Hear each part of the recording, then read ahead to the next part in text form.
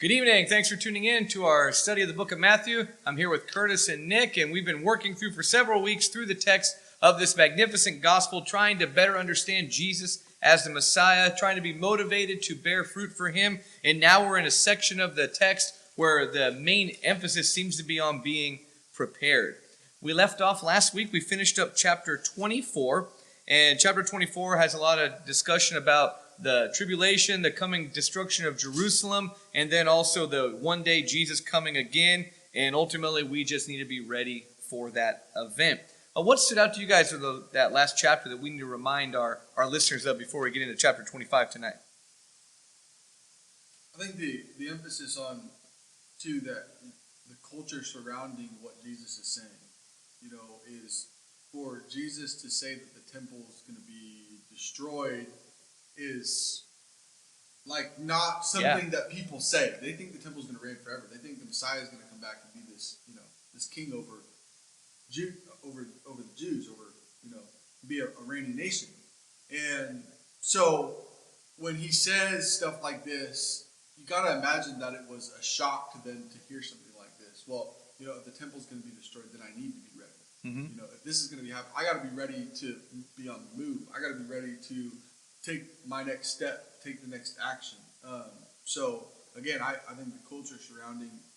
So to us, that might not be such a huge thing, but to a Jewish person, that's the end of the world. We look at it, we look at it, we get other things from it. But to a Jew, this speaks directly, this is kind of, if you're a Jew, this is kind of offensive. Oh, yeah. Well, Curtis, you brought up something about, too, that the temple ending and Jerusalem being destroyed also was necessary for what? It's for the Jewish system to be gone away with so that Jesus' reign can be uncontested. Yeah. Almost. Because as long as, in what Nick has pointed out multiple times, as long as the temple's there, the Jewish system of worship remains intact. Yeah, now we got to get rid of it. And they're competing forces. Yeah, they are. Yeah. They are. And now, that's why we're under the New Testament now. We don't follow the Old Covenant. We're not part of physical Israel. We're spiritual Israel and all that. But, yeah, that whole system came to its final fruition and ended. It's done. Now it's time for new wine, new wineskins kind of thing and not the old anymore. Well, let's pick up then chapter 25 and verse 1. It says, "Then the kingdom of heaven will be comparable to 10 virgins who took their lamps and went out to meet the bridegroom." Now, a few things here first off. He says, the kingdom of heaven. We've been talking about that quite a bit since, May, and trying to comprehend what the kingdom of heaven is. My gut reaction always is it's a general statement for God's way, his reign, his rule, his path, all of that, because you can't make this passage here out just to be about heaven itself, and it can't necessarily just be about the church. I think it's a little bit broad, but do you guys have anything to say on that? Well, it's interesting because, the parables that we're going to see here in chapter 25 have a direct connection to the parables we see in chapter 13, which is also when Jesus said the kingdom of heaven is like. And we're going to see a lot of language similarities between the parables at that time. But what the point that Jesus makes in chapter 25 goes back to the not knowing when that day or hour is going to happen, and the need to be prepared in advance. Because as we look through all these parables, the common thread, even going back to this faithful servant that we talked about last week, is that they do not know when the master, when the bridegroom are going to be coming back. And so there's a need to be prepared, knowing that he will come back. We just don't know when. So always be ready. Right. Yeah. This is the why, these last two parables are the why of what he's just said. Yeah. Right. So why should we be ready? Well, you're telling me all these things. Why do I need to be ready? Well, let me illustrate it with this parable that is describing the kingdom of heaven. You don't know when it's going to happen, but you know it will happen, so be ready. Right. Every time I'm about to take a road trip in my car, I always, because I don't always have the best cars, but I always make sure I got a tool bag in the back. Mm-hmm. I got tools to change a tire. I got a compressor in there. I have a tire patch kit. Maybe I go a little bit overboard. I got a tow rope. I got all those kinds of things. But I'm prepared because I know one day that car is going to break down. It's older. It's 16 years old. It's got almost 200,000 miles. It's not when, or I don't know when, but I know it will. One day I need to be ready. We don't know when Jesus is going to return, but we have to constantly be in that state of readiness. So he compares this to a parable here of these 10, it says, my text says virgins, yours might say maidens. It's the idea of unmarried young ladies, okay, is the idea. And these young maidens, the kingdom of heaven is compared to them, and they're going out to meet the bridegroom. So you have the bridegroom showing up, and you have these 10 young maidens. And in verse 2 it says that 5 of them were foolish and 5 were prudent. Okay, Nick, is this endorsing polygamy? This man's going to marry 10 women? Told you I was going to throw you a random question out. I don't think so. Okay. Don't make me explain. I'm just kidding. Curtis, is the parable supporting polygamy here? No, and I think that'd be taken way out of context if we attempt to pull that. I told you guys to throw you for a loophole. First off, these aren't all marrying the groom. Most likely, these are like bridesmaids kind of thing. These would be in a wedding processional. They're going to be walking with their lamps and their candles and making a scene as they're going. I just thought I'd wake you guys up tonight. Yeah. But so 5 of these young maidens were foolish and 5 were prudent. Why? Verse 3, for when the foolish took their lamps, they took no oil with them, but the prudent took oil in their flasks along with their lamps. So all of them had lamps, and if I understand correctly, the lamps would kind of be like these little like genie lamp type things with a wick in them. They didn't hold a lot of oil, so once that oil's gone, you had to refill them, so smart young ladies would have extra oil, right? I mean, that's the kind of way I understand this. They're prepared. But it says, now when the bridegroom was delaying, for some reason he's late, they all got drowsy and began to sleep. But at midnight there was a shout, behold the bridegroom, come out to meet him. Then all those virgins rose and trimmed their lamps, and the foolish said to the prudent, give us some of your oil, for our lamps are going out. But the prudent answered, no, there will not be enough for us, and you two go instead to the dealers and buy some for yourselves. And when they were going away to make the purchase, the bridegroom came, and those who were ready went in with him to the wedding feast, and the door was shut. Later the other virgins also came, saying, Lord, Lord, open up for us. But he answered, truly I say to you, I do not know you. Be on the alert, for you do not know the day nor the hour. There's that key to this whole thing, right? You do not know the day nor the hour. And he's already said this before, like in chapter 24, verse 44, and kind of the whole gist of the whole section. So let's break this down a little bit. He had these 10 maidens. Ultimately, they should have had their lamps and extra oil. The groom shows up, which who do we assume the groom is in this parable? Jesus. Jesus, right? Jesus, I mean, even later on, they're calling him Lord in that idea. But so Jesus shows up. 5 of them were ready for Jesus to come. It doesn't mean that they had their lamps on just yet, but they had the oil ready just in case. Well, and it's interesting because what we just looked at on this faithful and wise servant, right? That the wicked servant, the master came back early. He wasn't anticipating him coming back as quickly as he did. Here, the wise virgins are the ones that they were still asleep when he came, but he came later than they expected. Yeah. So we see a story that, to reiterate the point that no one knows this time or hours, we need to be prepared. The first story we saw was when he comes early. Now this is saying that when he comes later than expected. And this is kind of one of those situations where the chapter break kind of ruins that flow a little bit too. But yeah, so Jesus might come early, Jesus might come late. We got to be ready. Well, what's the desired outcome? If the desired outcome is to be with Jesus, then we need to make the proper preparations in order to be there. We can't, if we don't properly prep ourselves, then we can't be there. So how do I prep myself? That's a good question. Be fruity. Be fruity. Yeah, bear fruit, right? I mean, if we're looking at the whole of Matthew. That's the thing, right? So what I was going to get onto that before you threw me that curveball again, was, let's say, you talked about your car. When you go on a road trip, you pack everything that you need, right? Because there's a desired outcome that you have in making your trips. Mm-hmm. Now, if you didn't take those things, you wouldn't get what you wanted out of that. If you didn't put gas in your car, and you drove, you said, "Oh, it's only a little ways." I wouldn't reach your destination. You ran out of gas. That's a problem. Yeah, and I'd be foolish. Yeah. So you have these. Some of these young maidens were ready. Some of them weren't. Jesus, or at least the groom here in the parable, shows up late. So they were all sleeping, so they were all caught off guard no matter what. Everyone was asleep. And we're all going to be caught off guard when Jesus comes again, but we could all be caught ready. But there was a cry that alerted everyone. It's similar to lightning striking across from the east to the west, like we talked about in chapter 24. There was a period of time where everyone was made aware that the bridegroom is here. Yeah.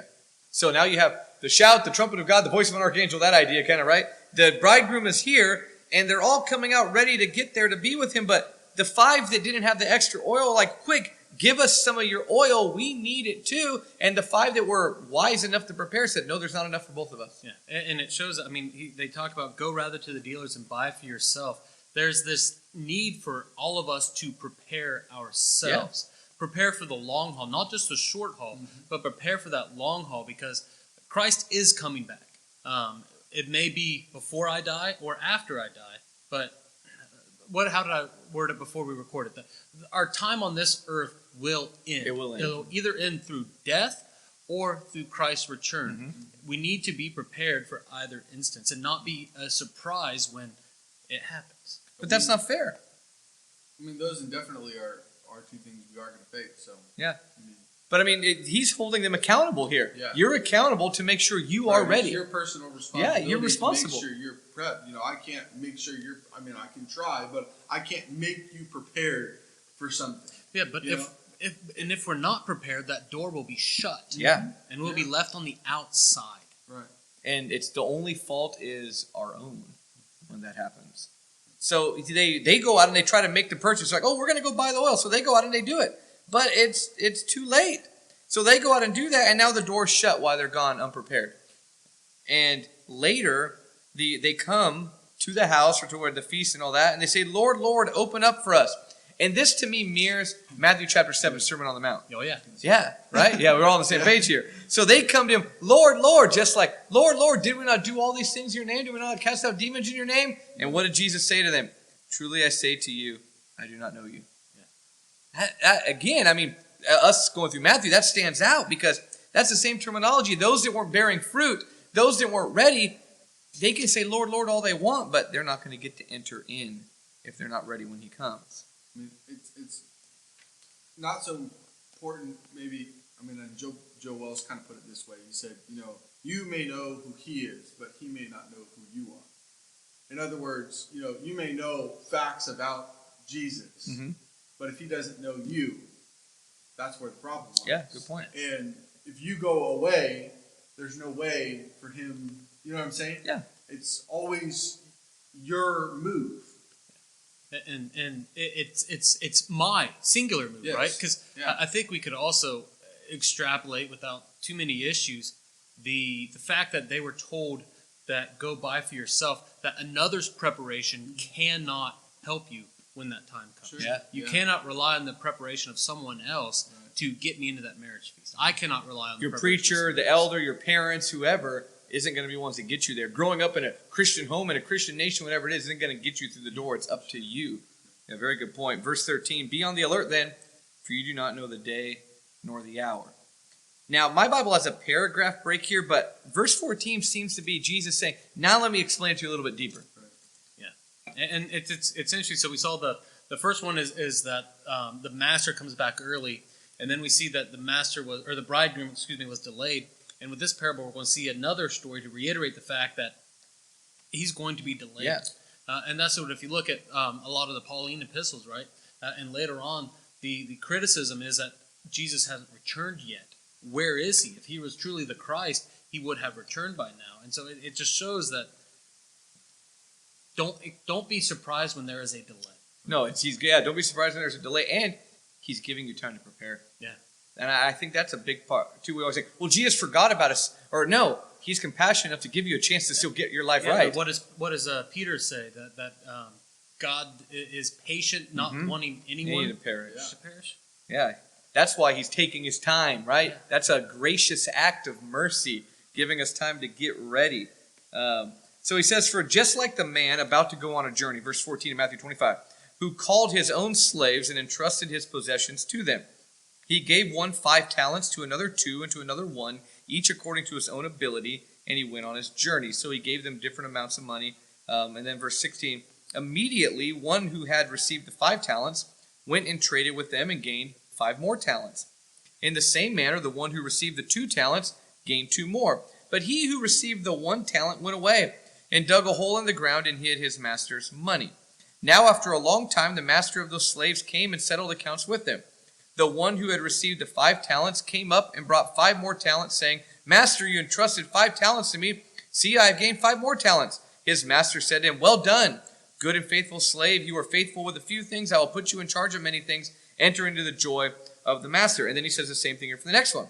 He says, the one who had received the 2 talents came up and said, Master, you entrusted 2 talents to me. See, I've gained 2 more talents. And his master said to him, well done, good and faithful slave.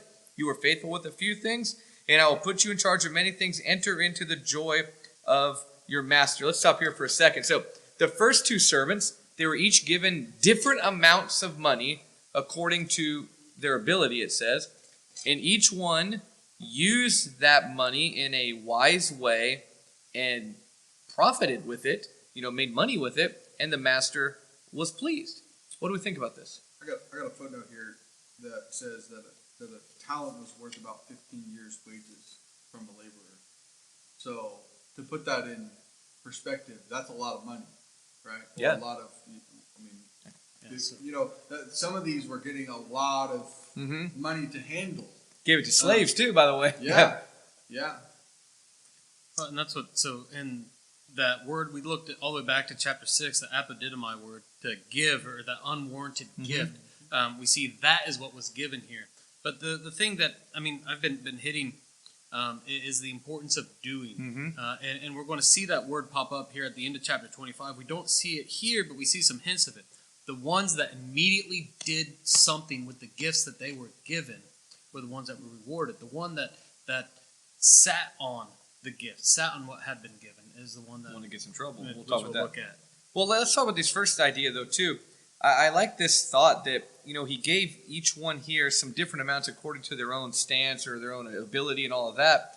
I think maybe I'm reading into it more, but God gives each person a different measure of something, of some way. You know what I mean? Whether it be a gift, an ability, a blessing that you have, even money. We're all given a certain amounts of it, but we're all held to the standard of use that to my glory. If you increase that, well done, good and faithful servant. Well, it's like Paul uses the illustration of a body, right? Yeah. We as a church are a body, and we can't all be the eyes or the mouth or the tongue. Someone has to be a pinky. Someone has to be a little toe. Someone has to be the circulatory system and the backbone. There's all these different parts, and if we all attempt to fill the same role, we're not going to function as a body. We're not. But all are expected to fulfill the role that God has placed them in. Yeah, to continue on with that body analogy, if one little bit of your body's not working right. I got an elbow that's really sore. If I bump it a little bit, I get a stinger down, and I can't feel my hand anymore. And that has a big. How did that happen? I think it was jiu-jitsu, but it hasn't gone away for like 2 years. But it's still one of those things. Just the smallest little bump on the elbow reminds me of how critical it is. It is. It's important. We're expected to do something with what we're given. Yeah.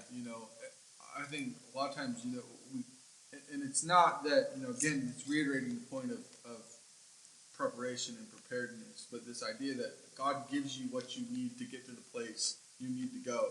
You make the choice whether or not you use it for His glory or you don't. And this would also be, like you're saying, this would be tied into even the idea of being prepared and ready. Yeah. So the virgins all had lamps, but some of them didn't have enough oil because they weren't prepared. So all of us had certain amounts of talents that were given to us. Right. Are we going to use them? If we use them, we're prepared. So when the master comes back, he goes, well done. And I love it. He says, I put you in charge of a little bit. I'm going to give you more. We're prepared, but preparation doesn't mean anything if we don't do anything with it. We can be prepared for something, but whether or not you choose to use that thing you've prepared is up to you. Well, I'm going to say you're not prepared then. Well, if you're, then because maybe not. God has given us the ability to bear fruit, but if we're not bearing that fruit, we're not prepared. Sure. So God gave us the talents, He gave us the money, He gave us the means, whatever it is. We can be holy and godly by the sense of I don't sin, I'm a nice person, all that. Yeah. But if I'm not living for God and increasing His kingdom, Sure. The master's not going to be pleased with me. Right. He doesn't just a servant here is not one that just does the minimal. Yeah. We want to go above and beyond, and that's what's expected here.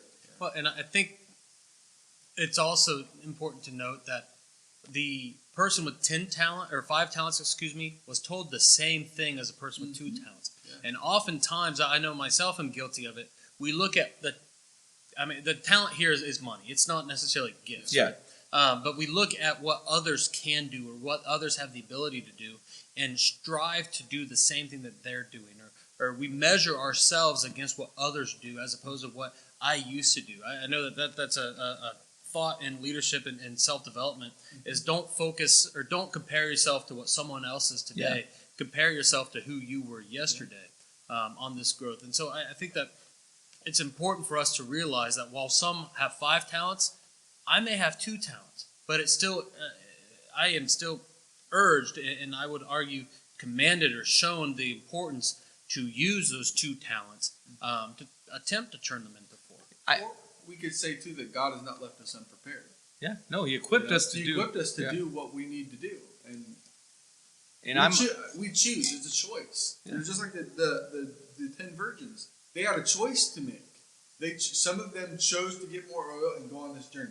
Others chose not to do that, and then to rely on somebody else's preparation. It's the same thing with this here. Some chose to multiply what they had been given. Others, and one chose not to do that.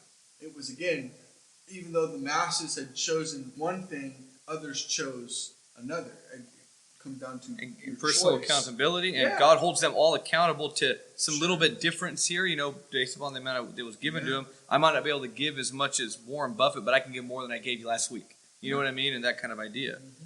Well, then we have one more left. Verse 24, the one who had received 1 talent, it's still money, but not as much, 1 talent came up and said, Master, I know that you be a hard man, reaping where you did not sow, and gathering where you scattered no seed. And I was afraid, and I went away and hid your talent in the ground. See, you have what is yours. Well, now we have a timid person. We have a person who'd rather not go out there and risk anything.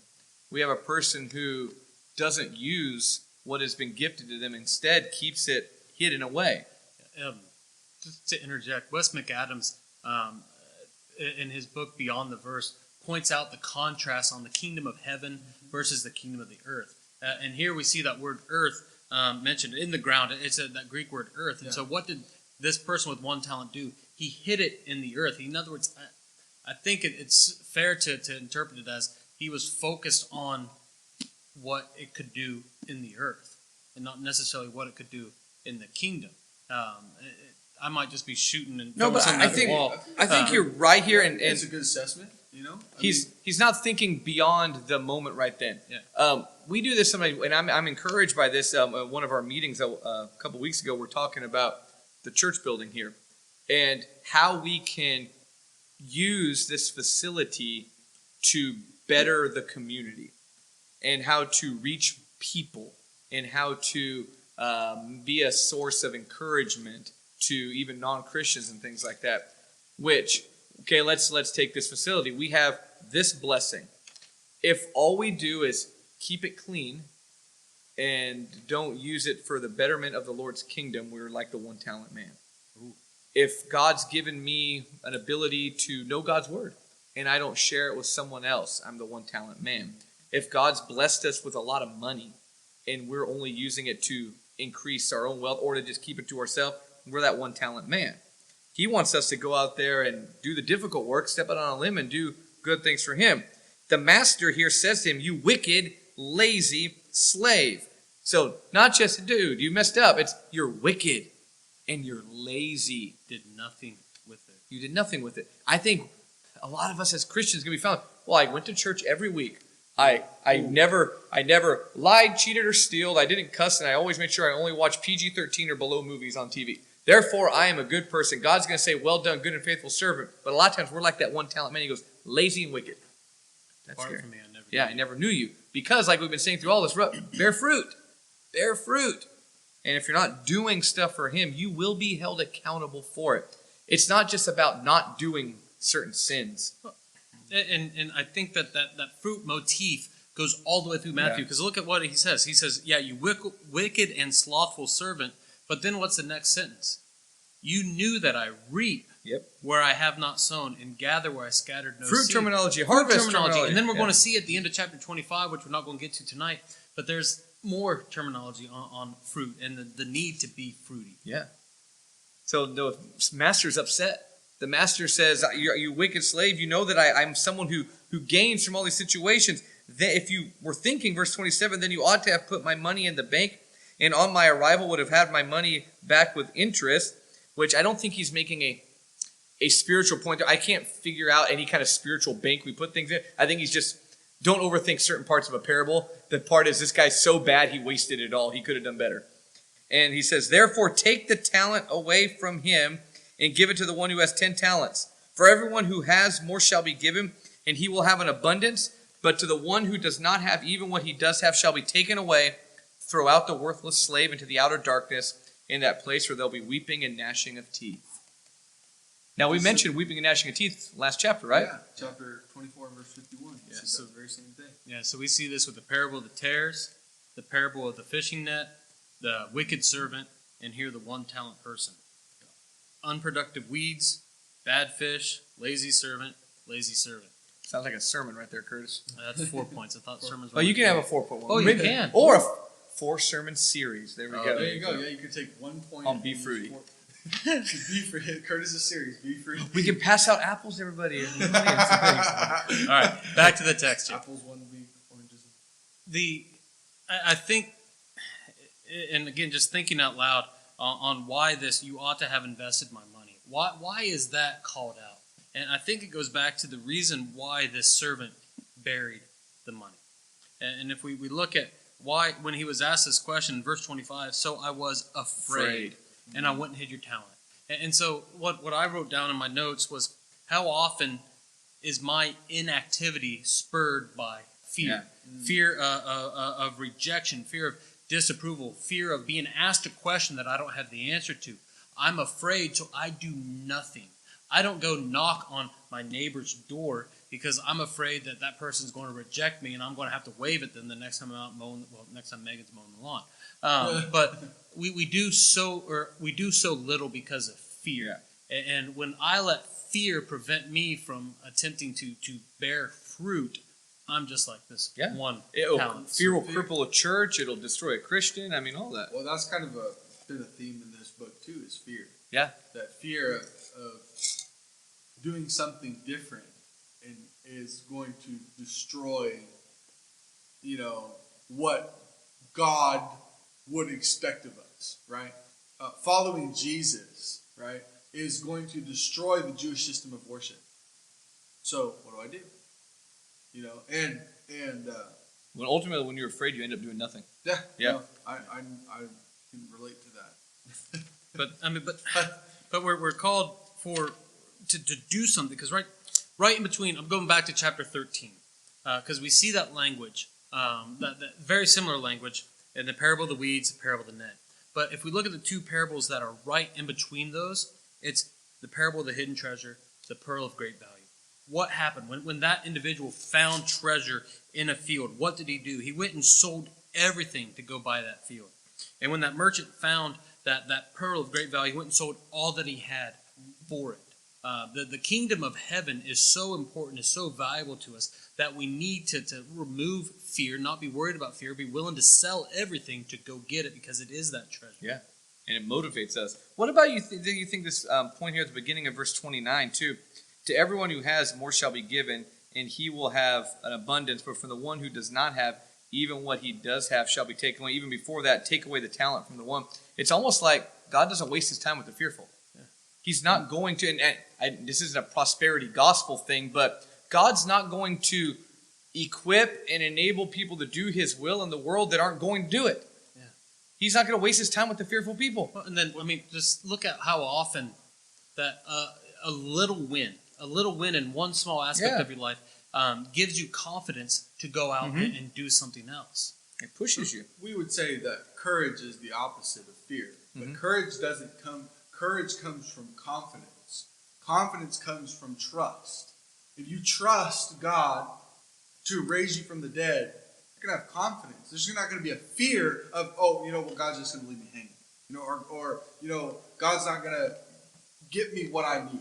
It's kind of what he talked about at the end of chapter 6, where we're worrying about what they're going to wear, what they're going to eat, what they're going to do for money.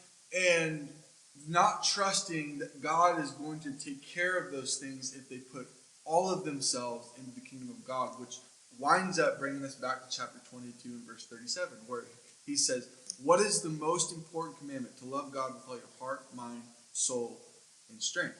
If we trust God, we have confidence. If we have confidence, we have courage. No fear. And we don't have any fear. Yeah.